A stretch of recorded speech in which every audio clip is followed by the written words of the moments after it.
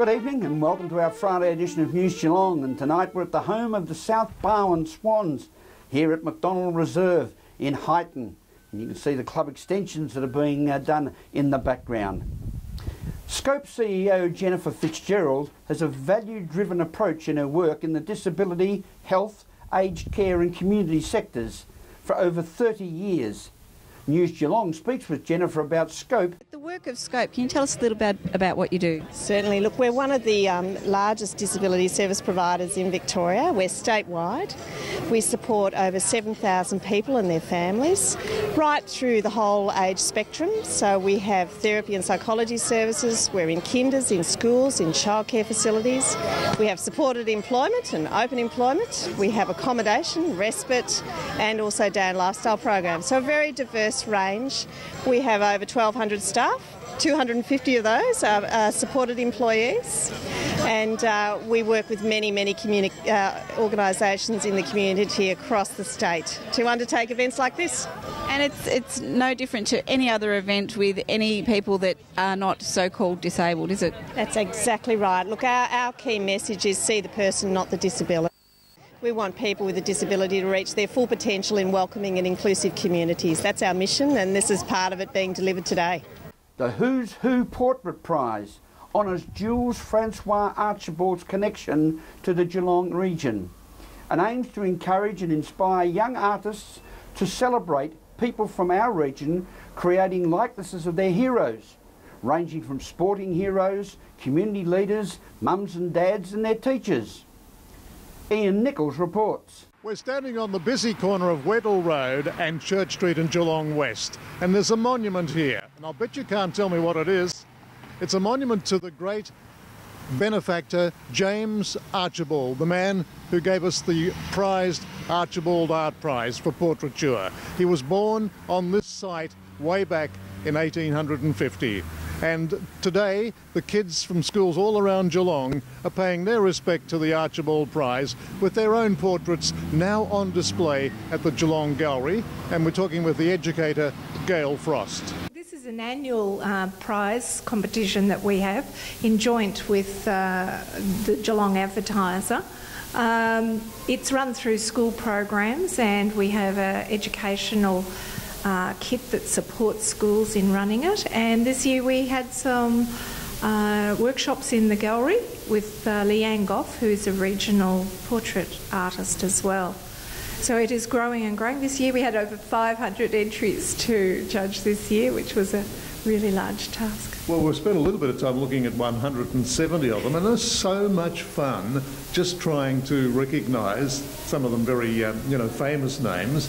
Kids seem to have gone across the board here, sporting people probably predominating. Yes, look, they do have to be a Geelong identity or somebody that lives or is born in the Geelong region. I understand there's also a public vote here on the most popular one, which will continue till the exhibition closes on September 30. Yes, look, the prizes, there's a prize in each age category, and they've already been decided, and depending each year, annually, there is different sponsors for those age levels. It is always in the form of a prize to encourage them and to continue with their artwork. And then at the end of the exhibition, the People's Choice will be announced in the Geelong Advertiser at the end of the competition, and that's a package of art materials, reading material, etc, etc. Well, now, I believe there is a Geelong connection with the great portrait prize, the Archibald Prize, because Jules Francois Archibald was apparently born and bred right here in Geelong. That's correct, and that is why the focus is on a portrait prize here in Geelong Gallery to honour Jules, and not that I have visited personally myself, but there is a plaque of where he was born, the Geelong West football ground, and the Clonard Girls School is situated on the old home property of him. In the Education Gallery at Geelong Art Gallery, this is Ian Nichols for News Geelong. Thank you, Ian. Boys and Their Toys with a feature at the Hamlin Banks Primary School to raise money for Breast Cancer Foundation.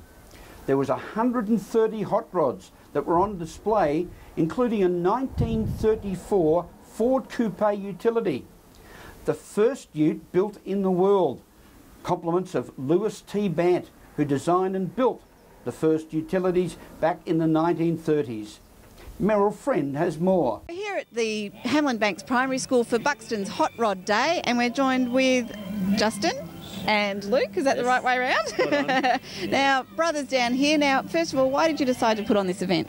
Well, we're just really wanting to raise awareness for breast cancer. It's a horrible thing, and yeah, if we can just get it out there as much as we can and raise some money, it all helps. So, and I guess when we were bringing beautiful cars like this into the picture, it sort of brings everyone out as well. So, yeah. So, how many people have you got involved with the event in the hot rods?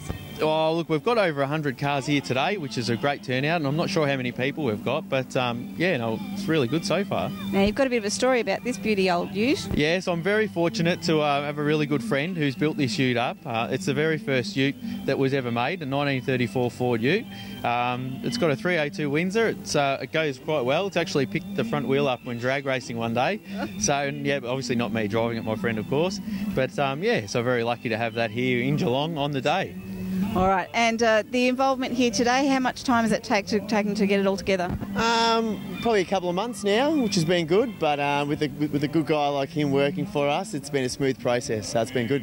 All right, well, we wish you both all the best and keep raising all those funds for breast cancer. Thank you. Cheers. From Hamlin Banks Primary School, Meryl Friend, News Geelong. Thank you, Meryl. Boys and Their Toys. As we go to a break here on News Geelong, we'll come back with more news after this.